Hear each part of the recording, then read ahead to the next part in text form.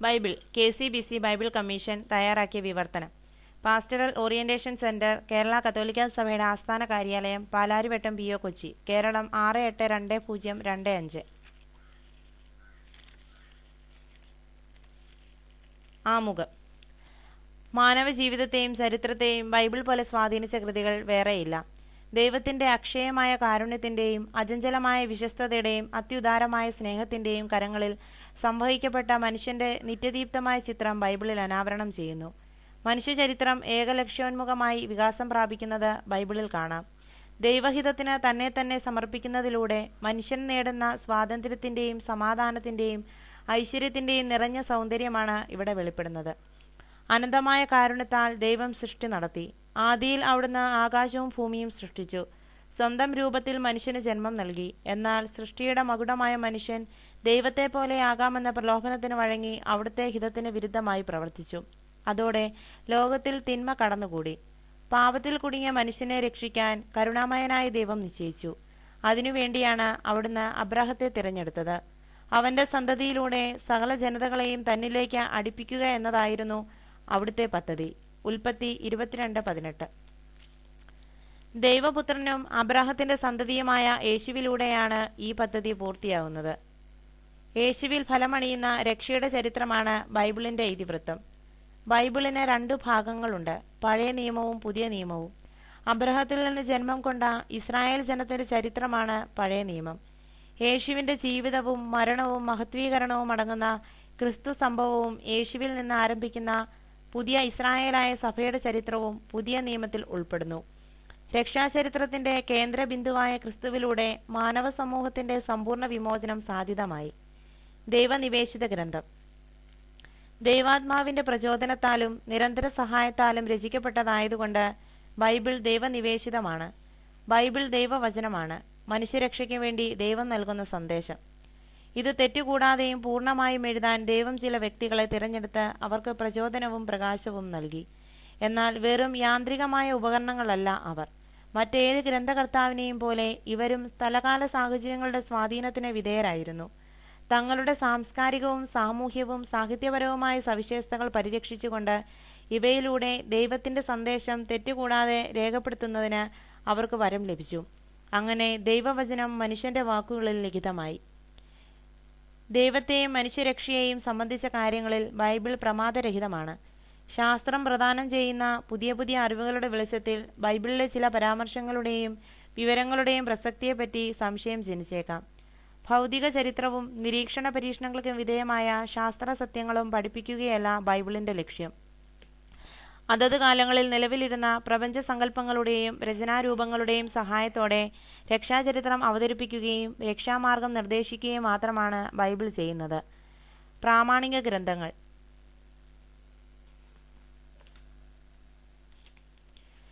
ദൈവദത്തമായ പ്രബോധന അധികാരം ഉപയോഗിച്ച് വിശ്വാസികളുടെ സമൂഹത്തിന് നേതൃത്വം നൽകുന്നവർ പ്രാമാണികമായി അംഗീകരിക്കുന്ന ഗ്രന്ഥത്തെ കാനോനിക ഗ്രന്ഥം എന്ന് വിളിക്കുന്നു. ക്രിസ്തുവർഷം 80-100 നടന്ന യാംനിയ സമ്മേളനത്തിൽ വെച്ചാണ് യഹൂദ നേതാക്കന്മാർ അവരുടെ കാനോനിക ഗ്രന്ഥങ്ങൾ നിർണയിച്ചത്. ഹെബ്രായ ഭാഷയിലുണ്ടായിരുന്ന ബൈബിൾ ഗ്രന്ഥങ്ങൾ മാത്രമേ പ്രാമാണികമായി അവർ സ്വീകരിച്ചുള്ളൂ.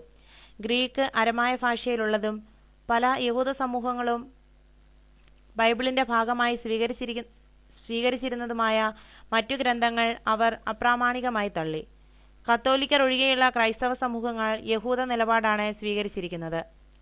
യഹൂദരുടെ കാനോനിക ഗ്രന്ഥങ്ങൾക്ക് പുറമെ ഉത്തര കാനോനിക ഗ്രന്ഥങ്ങൾ എന്നറിയപ്പെടുന്ന തോബിത്, യൂദിത്, ജ്ഞാനം, പ്രഭാഷകർ, ബാറൂഖ്, 1-2 മക്കബായർ, ദാനിയേലിന്റെ ചില ഭാഗങ്ങൾ, 3, 24-90, 13-14, എസ്തേർ 11-16 എന്നിവ കൂടി പ്രാമാണികമായി ത്രന്തോസ് സൂനഹദോസ് തീർപ്പ് കൽപ്പിച്ചു.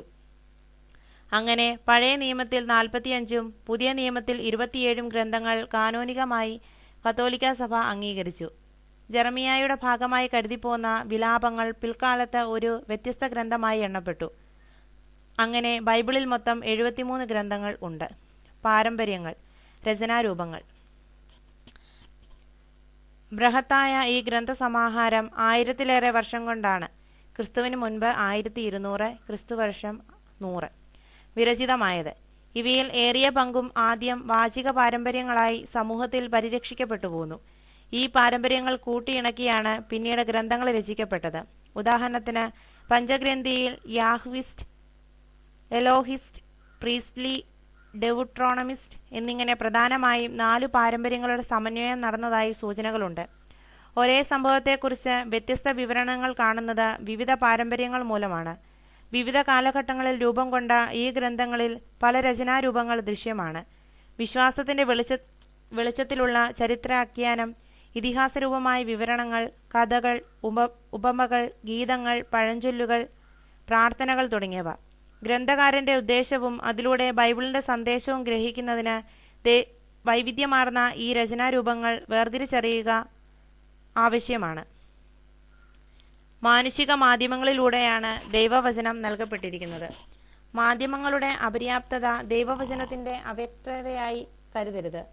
ദൈവാവിഷ്കരണത്തിന്റെ ചരിത്രത്തിലും വളർച്ച ദൃശ്യമാണ്. പഴയ നിയമ ഗ്രന്ഥങ്ങൾ. യഹൂദ പാരമ്പര്യമനുസരിച്ച് പഴയ നിയമ ഗ്രന്ഥങ്ങളെ നിയമം, പ്രവാചകന്മാർ, ലിഖിതങ്ങൾ എന്നിങ്ങനെ 3ആയി തിരിക്കാറുണ്ട്. ഉൽപ്പത്തി മുതൽ നിയമാവർത്തനം വരെയുള്ള 5 ഗ്രന്ഥങ്ങളാണ് നിയമം. ജോഷുവ, ന്യായാധിപന്മാർ, സാമുവേലിന്റെയും രാജാക്കന്മാരുടെയും പുസ്തകങ്ങൾ എന്നിവ മുൻകാല പ്രവാചകന്മാർ എന്ന പേരിലും, ഏശയ്യ, ജെറമിയ, എസക്കിയേൽ, 12 ചെറിയ പ്രവാചകന്മാർ എന്നിവ പിൽക്കാല പ്രവാചകന്മാർ എന്ന പേരിലും പ്രവാചക വിഭാഗത്തിൽപ്പെടുന്നു. ഹെബ്രായ കാനൻ അനുസരിച്ച് ശേഷിക്കുന്ന 11 ഗ്രന്ഥങ്ങളാണ് ലിഖിതങ്ങൾ എന്ന പേരിൽ അറിയപ്പെടുന്നത്. ഇതിൽ ഉൾപ്പെടാത്ത കാനോനിക ഗ്രന്ഥങ്ങൾ കൂടി കണക്കിലെടുത്ത് ക്രൈസ്തവർ പഴയ നിയമ ഗ്രന്ഥങ്ങളെ ചരിത്രപരം, പ്രവചനപരം, പ്രബോധനപരം എന്ന് പൊതുവെ 3ആയി തിരിക്കുന്നു. ഗ്രന്ഥങ്ങളുടെ പൊതുവായ സ്വഭാവവും പഠനത്തിലുള്ള സൗകര്യവും കണക്കിലെടുത്തുള്ള ഒരു വിഭജനം മാത്രമാണിത്. ചരിത്രവും പ്രവചനവും പ്രബോധനവും ഏറ്റക്കുറച്ചിലുകളോടെയാണെങ്കിലും മിക്ക ഗ്രന്ഥങ്ങളിലും ദൃശ്യമാണെന്ന് പറഞ്ഞുകൊള്ളട്ടെ. ചരിത്രപരം. പഞ്ചഗ്രന്ഥി എന്നറിയപ്പെടുന്ന ഉൽപ്പത്തി, പുറപ്പാട്, ലേവ്യർ, സംഖ്യ, നിയമാവർത്തനം എന്നിവയും ജോഷുവ, ന്യായാധിപന്മാർ, റൂത്ത്, 1-2 സാമുവേൽ, 1-2 രാജാക്കന്മാർ, 1-2 ദിനവൃത്താന്തങ്ങൾ, എസ്ര, നെഹമിയ, തോബിത്ത്, യൂദിത്ത്, എസ്തേർ, 1-2 മക്കബായർ എന്നിവയുമാണ് ചരിത്രപരമായ ഗ്രന്ഥങ്ങളായി കണക്കാക്കുന്നത്. പഞ്ചഗ്രന്ഥിക്ക് അതിൽ തന്നെ ഒരു പൂർണ്ണതയുണ്ട്. ഉൽപ്പത്തിയുടെ ആദ്യത്തെ 11 അധ്യായങ്ങൾ ബൈബിളിലെ രക്ഷാകര ചരിത്രത്തിന് ഒരു ആമുഖമായി കണക്കാക്കാവുന്നതാണ്. ലോകസൃഷ്ടി, മനുഷ്യന്റെ ഉത്ഭവം, രക്ഷാകര പദ്ധതി, ആവശ്യകമാക്കി തീർത്ത തിന്മയുടെ ആവിർഭാവം തുടങ്ങിയവയുടെ വിവരണമടങ്ങുന്ന പഞ്ചഗ്രന്ഥി ചരിത്രപൂർവ്വഘട്ടത്തെ പ്രതിപാദിക്കുന്നു. രക്ഷാകര പദ്ധതിയുടെ വ്യക്തമായ ആരംഭം കുറിക്കുന്ന അബ്രഹത്തിന്റെ തിരഞ്ഞെടുപ്പ് മുതൽ ഇസ്രായേൽ മക്കൾ ഈജിപ്തിൽ എത്തുന്നതുവരെയുള്ള പൂർവ്വപിതാക്കന്മാരുടെ ചരിത്രമാണ് 12 മുതൽ 50 വരെയുള്ള അധ്യായങ്ങളിൽ പ്രതിപാദിക്കുന്നത്.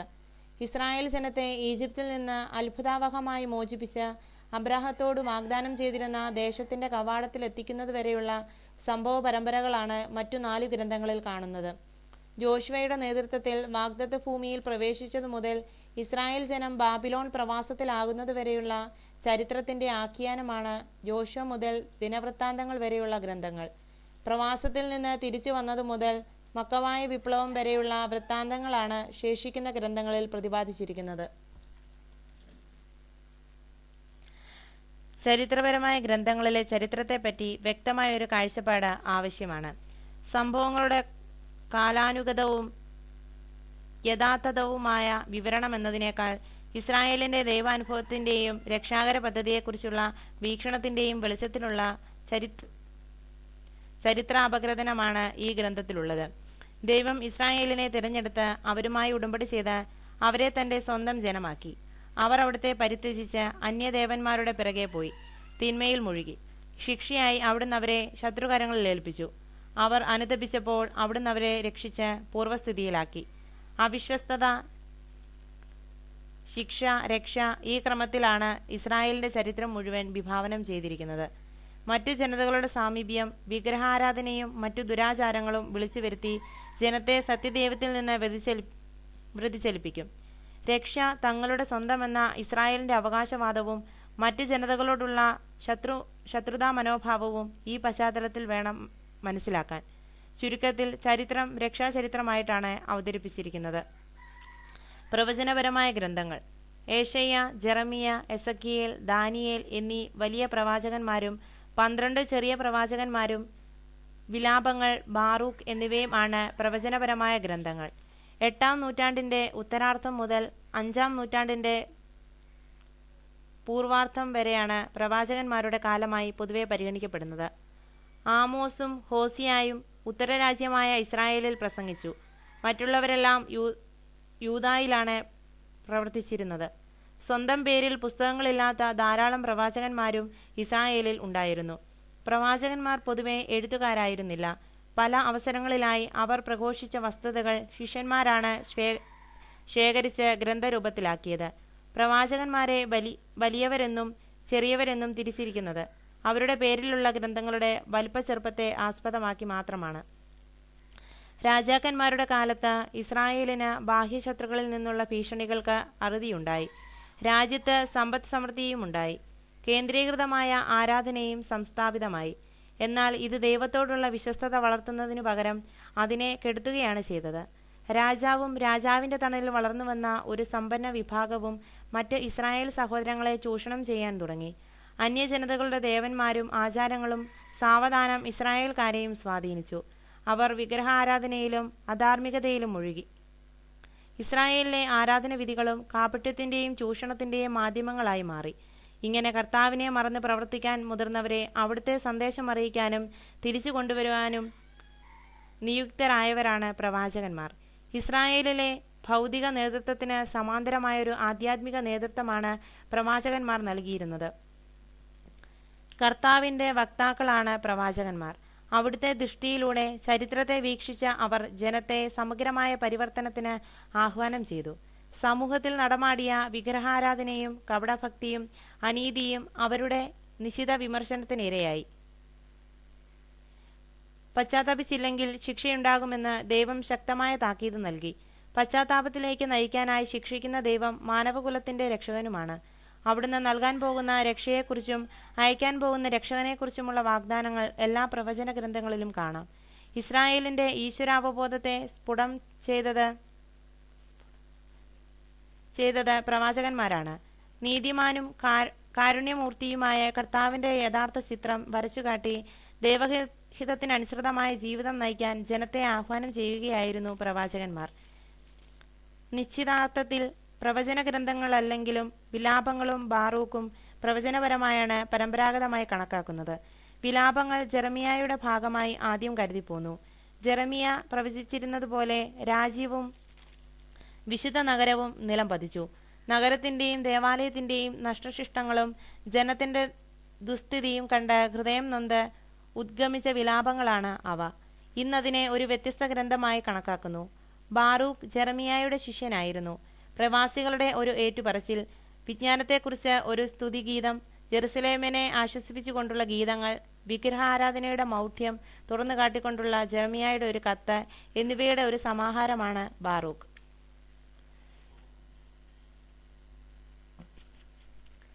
പ്രബോധനപരം: ജോബ്, സങ്കീർത്തനങ്ങൾ, സുഭാഷിതങ്ങൾ, സഭാപ്രസംഗകൻ, ഉത്തമഗീതം, ജ്ഞാനം, പ്രഭാഷകൻ എന്നീ ഗ്രന്ഥങ്ങളാണ് പ്രബോധനപരം എന്ന് കണക്കാക്കുന്നത്.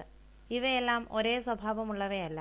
മനുഷ്യന്റെ അടിസ്ഥാനപരമായ ചില പ്രശ്നങ്ങളുടെ ചുരുളഴിവ്, അവയ്ക്ക് ഉത്തരം കാണാനുള്ള തീവ്രയത്നം, ഇവയാണ് ജോബ്, സഭാപ്രസംഗകൻ എന്നീ ഗ്രന്ഥങ്ങളിലുള്ളത്.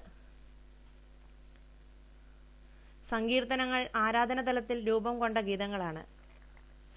സർവാധിനാഥനായ ദൈവത്തിന്റെ മുമ്പിൽ സ്തുതിയും കൃതജ്ഞതയും അർപ്പിക്കുകയും പാപങ്ങൾക്ക് മോചനവും വിപദ്ഘട്ടങ്ങളിൽ സഹായവും യാചിക്കുകയും ചെയ്യുന്ന മനുഷ്യന്റെ മതാത്മക വികാരങ്ങളാണ് സങ്കീർത്തനങ്ങളിൽ പ്രതിഫലിക്കുന്നത്.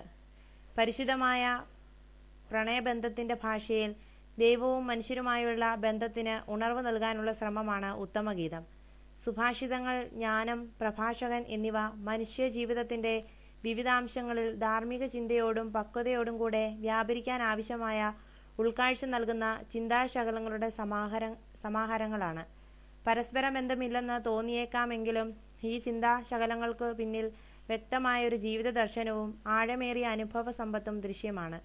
സങ്കീർത്തനങ്ങളിലും ജ്ഞാനം, പ്രഭാഷകൻ എന്നിവയുടെ ചില ഭാഗങ്ങളിലുമൊഴികെ പ്രബോധന ഗ്രന്ഥങ്ങളിൽ ഇസ്രായേൽ ചരിത്രത്തിൻ്റെയോ സാമൂഹിക ജീവിതത്തിൻ്റെയോ സ്പന്ദനങ്ങൾ അധികം അനുഭവപ്പെടുന്നില്ല. സമൂഹത്തെക്കാൾ വ്യക്തികൾക്കാണ് ഇവയിൽ ഊന്നൽ കൊടുക്കുന്നത്. സമഗ്രമായ വ്യക്തിത്വത്തിൻ്റെ വികാസത്തിനും പൂർണ്ണതയ്ക്കും ഉതകുന്ന മാർഗനിർദ്ദേശങ്ങളാണ് ഈ ഗ്രന്ഥങ്ങളിൽ മുഖ്യമായി പ്രതിപാദിക്കുന്നത്. ഇതുകൊണ്ട് തന്നെയാണ് പ്രബോധനപരം എന്ന വിശേഷണം ഇവയ്ക്കെല്ലാം ചേരുന്നത്. ഈ പ്രബോധന പാരമ്പര്യം ഇസ്രായേലിൽ മാത്രമല്ല നിലവിലിരുന്നത്. ഈജിപ്തിലും മെസപ്പൊട്ടോമിയയിലും മറ്റു പല സംസ്കാരങ്ങളിലും ഇത്തരം സമാഹാരങ്ങൾ ഉണ്ടായിരുന്നതായി വ്യക്തമായ തെളിവുകൾ ഇന്ന് ലഭ്യമാണ്. ഇവയുടെ സ്വാധീനം കുറേയെങ്കിലും ഇസ്രായേലിൻ്റെ പ്രബോധന പാരമ്പര്യങ്ങളിൽ നിഴലിക്കുന്നുണ്ട്. ദൈവം തൻ്റെ അനന്തമായ ജ്ഞാനത്താൽ പ്രപഞ്ചത്തെ സൃഷ്ടിക്കുകയും നിയന്ത്രിക്കുകയും പരിപാലിക്കുകയും ചെയ്യുന്നു. സൃഷ്ടവസ്തുക്കളിൽ ഒളിഞ്ഞുകിടക്കുന്ന ദൈവിക ജ്ഞാനത്തെയും ദൈവിക പദ്ധതിയെയും അറിഞ്ഞ് അവയ്ക്കനുസരിച്ച് സ്വജീവിതം കരുപിടിപ്പിക്കുന്നവനാണ് ജ്ഞാനി. ഇതൊന്നും ഗണ്യമാക്കാതെ അധമ താൽപര്യങ്ങൾക്കനുസരിച്ച് ജീവിക്കുന്നവൻ ഭോഷ്യനാണ്. ജ്ഞാനിയുടെ മാർഗം രക്ഷയിലേക്കും ഐശ്വര്യത്തിലേക്കും നയിക്കുമ്പോൾ ഭോഷ്യൻ ശിക്ഷയും ദുരിതവും വരുത്തിവെക്കും. ജ്ഞാനിയെ നീതിമാൻ എന്നും ദൈവഭക്തൻ എന്നും വിളിക്കാം. ഭോഷ്യൻ ദുഷ്ടന്റെയും അധർമ്മിയുടെയും പര്യായമാണ്. ദൈവവിശ്വാസവും ധാർമ്മിക ബോധവുമാണ് മനുഷ്യബന്ധങ്ങളുടെ അടിസ്ഥാന ഘടകം. സ്വന്തം വ്യാപാരങ്ങളെയും ഇതര വ്യക്തികളുമായുള്ള ബന്ധങ്ങളെയും നിയന്ത്രിക്കുന്ന മൂല്യബോധം ഇവയിൽ നിന്നാണ് മുളയെടുക്കുന്നത്. ജീവദായകമായ വചനം.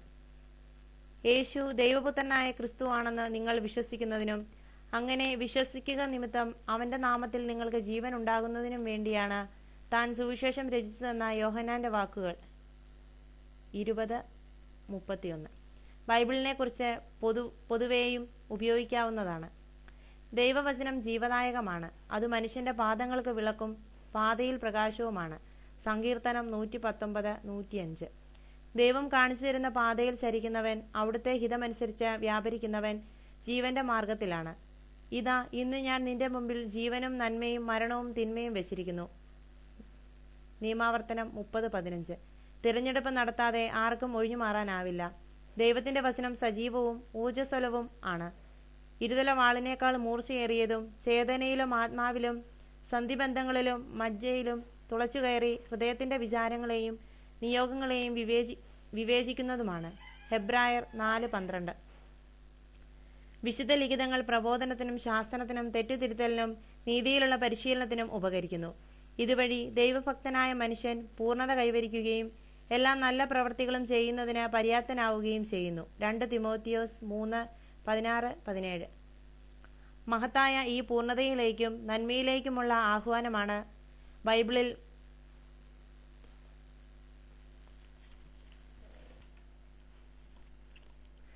മന്ത്രമായി ധ്വനിക്കുന്നത്.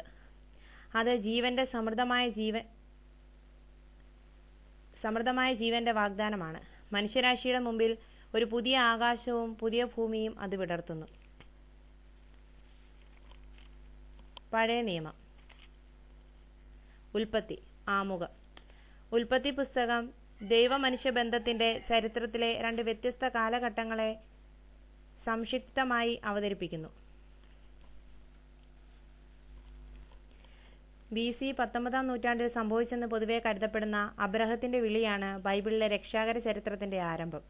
സൃഷ്ടിയുടെ ആരംഭം മുതൽ ദൈവം അബ്രഹത്തെ വിളിക്കുന്നത് വരെയുള്ള ദീർഘമായ കാലഘട്ടത്തിലെ ദൈവമനുഷ്യ ബന്ധത്തിന്റെ ചരിത്രമാണ് ആദ്യത്തെ 11 അധ്യായങ്ങൾ. ഇതിന് വ്യക്തമായ ചരിത്ര സാക്ഷ്യങ്ങളില്ല.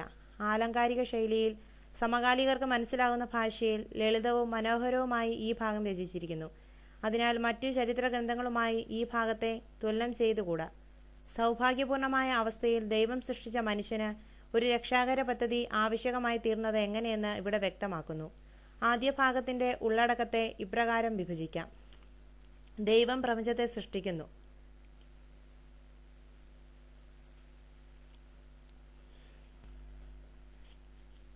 ഒന്നാം അധ്യായം 1-2-25. മനുഷ്യന്റെ പതനം. 3-ാം അധ്യായം 1-24. തിന്മ വർദ്ധിക്കുന്നു. കായേനും ആബേലും. ജലപ്രളയം. ബാബേൽ ഗോപുരം. 4-ാം അധ്യായം 1-11-9. അബ്രഹത്തിന്റെ പൂർവികർ. 11-ാം അധ്യായം 10-32. 12-ാം അധ്യായം മുതൽ അവതരണ രൂപത്തിൽ മാത്രമല്ല ദൈവമനുഷ്യ ബന്ധത്തിന്റെ ചരിത്രത്തിലും നിർണായകമായ മാറ്റം സംഭവിക്കുന്നു. ദൈവത്തിന്റെ സാർവത്രികമായ പരിപാലനത്തിന്റെ ചരിത്രത്തിൽ നിന്ന് ദൈവപരിപാലനം മുഴുവൻ കേന്ദ്രീകൃതമായ ഒരു പ്രത്യേക ജനതയുടെ ചരിത്രത്തിലേക്ക് നാം കടക്കുന്നു. എന്നാൽ ദൈവം മറ്റു ജനതകളെ ഉപേക്ഷിക്കുകയല്ല, വിശ്വസ്തമായ ഒരു ചെറിയ ഗണത്തിലൂടെ സാർവത്രികമായ ഒരു രക്ഷാപദ്ധതിക്ക് രൂപം കൊടുക്കുകയാണ് ചെയ്യുന്നത്. അവിടുന്ന് അബ്രഹത്തോട് വാഗ്ദാനം ചെയ്തു, നിന്നിലൂടെ ഭൂമുഖത്തെ വംശങ്ങളെല്ലാം അനുഗ്രഹീതമാകും. ഉൽപ്പത്തി 12:3. അബ്രഹാം മുതൽ ജോസഫ് വരെയുള്ള പൂർവ്വപിതാക്കന്മാരുടെ ചരിത്രമാണ് 12 മുതൽ 50 വരെയുള്ള അധ്യായങ്ങൾ. ദൈവത്തിന്റെ വിളി കേട്ട് ഹാരാനിൽ നിന്ന് ഏകനായി ഇറങ്ങിത്തിരിച്ച അബ്രഹത്തിന്റെ സന്തതികൾ വാഗ്ദത്ത ഭൂമിയായ കാനാനിൽ നിന്ന് ഈജിപ്തിലെത്തി വാസമർപ്പിക്കുന്നത് വരെയുള്ള സംഭവങ്ങൾ ഇവിടെ പ്രതിപാദിക്കുന്നു. അബ്രഹത്തിന്റെ ചരിത്രം 12-ാം അധ്യായം 1:25-18. ഇസഹാക്കും യാക്കോബും 25-ാം അധ്യായം 19, 36, 43. ജോസഫും സഹോദരന്മാരും 37-ാം അധ്യായം 1, 50, 26.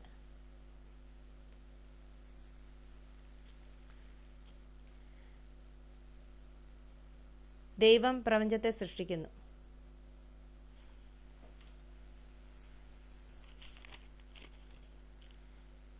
1-ാം അധ്യായം.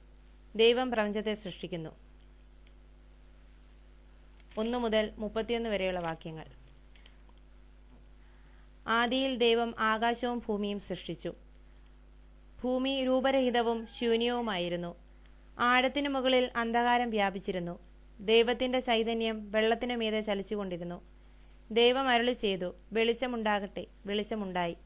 വെളിച്ചം നല്ലതെന്ന് ദൈവം കണ്ടു. അവിടുന്ന് വെളിച്ചത്തെ ഇരുളിൽ നിന്ന് വേർതിരിച്ചു. വെളിച്ചത്തിന് പകലെന്നും ഇരുളിന് രാത്രിയെന്നും പേരിട്ടു. സന്ധ്യയായി പ്രഭാതമായി 1-ാം ദിവസം. ദൈവം വീണ്ടും അരുളി ചെയ്തു, ജലമധ്യത്തിൽ ഒരു വിതാനം ഉണ്ടാകട്ടെ. അത് ജലത്തെ 2ആയി തിരിക്കട്ടെ. ദൈവം വിതാനം ഉണ്ടാക്കുകയും അതിനു താഴെയുള്ള ജലത്തെ മുകളിലുള്ള ജലത്തിൽ നിന്ന് വേർതിരിക്കുകയും ചെയ്തു. അപ്രകാരം സംഭവിച്ചു. വിതാനത്തിന് അവിടുന്ന് ആകാശം എന്ന് പേരിട്ടു. സന്ധ്യയായി പ്രഭാതമായി 2-ാം ദിവസം.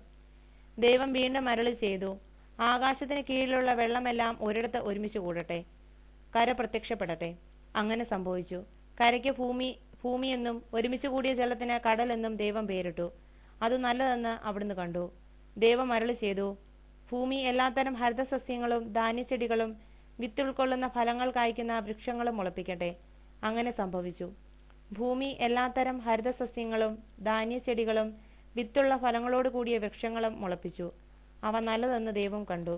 സന്ധ്യയായി പ്രഭാതമായി 3-ാം ദിവസം.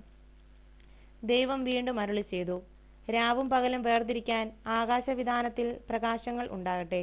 അവ ഋതുക്കളും ദിനങ്ങളും വർഷങ്ങളും കുറിക്കുന്ന അടയാളങ്ങളായിരിക്കട്ടെ. ഭൂമിയിൽ പ്രകാശം ചൊരിയാൻ വേണ്ടി അവ ആകാശവിതാനത്തിൽ ദീപങ്ങളായി നിൽക്കട്ടെ. അങ്ങനെ സംഭവിച്ചു. ദൈവം 2 മഹാദീപങ്ങൾ സൃഷ്ടിച്ചു. പകലിനെ നയിക്കാൻ വലുത്, രാത്രിയെ നയിക്കാൻ ചെറുത്. നക്ഷത്രങ്ങളെയും അവിടുന്ന് സൃഷ്ടിച്ചു. ഭൂമിയിൽ പ്രകാശം ചൊരിയാനും രാവിനെയും പകലിനെയും നിയന്ത്രിക്കാനും വെളിച്ചത്തെ ഇരുളിൽ നിന്ന് വേർതിരിക്കാനും ദൈവം അവയെ ആകാശവിതാനത്തിൽ സ്ഥാപിച്ചു. അത് നല്ലതെന്ന് ദൈവം കണ്ടു. സന്ധ്യയായി പ്രഭാതമായി 4-ാം ദിവസം. ദൈവം വീണ്ടും അരുളി ചെയ്തു, വെള്ളം ജീവജാലങ്ങളെ പുറപ്പെടുവിക്കട്ടെ. പക്ഷികൾ ഭൂമിക്ക് മീതെ ആകാശവിതാനത്തിൽ പറക്കട്ടെ. അങ്ങനെ ദൈവം ഭീമാകാരങ്ങളായ ജലജന്തുക്കളെയും കടലിൽ പറ്റം ചേർന്ന് ചരിക്കുന്ന സകലവിധ ജീവികളെയും എല്ലാത്തരം പക്ഷികളെയും സൃഷ്ടിച്ചു. അവ നല്ലതെന്ന് അവിടുന്ന് കണ്ടു. ദൈവം അവയെ ഇങ്ങനെ അനുഗ്രഹിച്ചു, സമൃദ്ധമായി പെരുകി കടലിൽ നിറയുവിൻ. പക്ഷികൾ ഭൂമിയിൽ പെരുകട്ടെ. സന്ധ്യയായി പ്രഭാതമായി 5-ാം ദിവസം. ദൈവം വീണ്ടും അരുളി ചെയ്തു, ഭൂമി എല്ലാത്തരം ജീവജാലങ്ങളെയും കന്നുകാലികൾ, ഇഴജന്തുക്കൾ, കാട്ടുമൃഗങ്ങൾ എന്നിവയെ പുറപ്പെടുവിക്കട്ടെ. അങ്ങനെ സംഭവിച്ചു. അങ്ങനെ ദൈവം എല്ലാ ഇനം കാട്ടുമൃഗങ്ങളെയും കന്നുകാലികളെയും ഇഴജന്തുക്കളെയും സൃഷ്ടിച്ചു. അവ നല്ലതെന്ന് അവിടുന്ന് കണ്ടു. ദൈവം വീണ്ടും അരുളി ചെയ്തു, നമുക്ക് നമ്മുടെ ഛായയിലും സാദൃശ്യത്തിലും മനുഷ്യനെ സൃഷ്ടിക്കാം. അവർക്ക് കടലിലെ മത്സ്യങ്ങളുടെയും ആകാശത്തിലെ പറവകളുടെയും നാൽക്കാലികളുടെയും ഭൂമി മുഴുവൻ്റെയും ഭൂമിയിലിഴയുന്ന സർവ്വജീവികളുടെയും മേൽ ആധിപത്യമുണ്ടായിരിക്കട്ടെ. അങ്ങനെ ദൈവം തൻ്റെ ഛായയിൽ മനുഷ്യനെ സൃഷ്ടിച്ചു. ദൈവത്തിൻ്റെ ഛായയിൽ അവിടുന്ന് അവനെ സൃഷ്ടിച്ചു. സ്ത്രീയും പുരുഷനുമായി അവരെ സൃഷ്ടിച്ചു. ദൈവം അവരെ ഇങ്ങനെ അനുഗ്രഹിച്ചു, സന്താനപുഷ്ടിയുള്ളവരായി പെരുകുവിൻ. ഭൂമിയിൽ നിറഞ്ഞ് അതിനെ കീഴടക്കുവിൻ. കടലിലെ മത്സ്യങ്ങളുടെയും ആകാശത്തിലെ പറവുകളുടെയും ഭൂമിയിൽ ചരിക്കുന്ന സകല ജീവികളുടെയും മേൽ നിങ്ങൾക്ക് ആധിപത്യം ഉണ്ടായിരിക്കട്ടെ. ദൈവം അരുളി ചെയ്തു, ഭൂമുഖത്തുള്ള ധാന്യം വിളയുന്ന എല്ലാ ചെടികളും വിത്തുൾക്കൊള്ളുന്ന പഴങ്ങൾ കായ്ക്കുന്ന എല്ലാ വൃക്ഷങ്ങളും ഞാൻ നിങ്ങൾക്ക് ഭക്ഷണത്തിനായി തരുന്നു. ഭൂമിയിലെ മൃഗങ്ങൾക്കും ആകാശത്തിലെ എല്ലാ പറവകൾക്കും ഇഴജന്തുക്കൾക്കും ജീവശ്വാസമുള്ള സകലതിനും ആഹാരമായി ഹരിതസസ്യങ്ങൾ ഞാൻ നൽകിയിരിക്കുന്നു. അങ്ങനെ സംഭവിച്ചു. താൻ സൃഷ്ടിച്ചതെല്ലാം വളരെ നന്നായിരിക്കുന്നുവെന്ന് ദൈവം കണ്ടു. സന്ധ്യയായി, പ്രഭാതമായി, 6-ാം ദിവസം.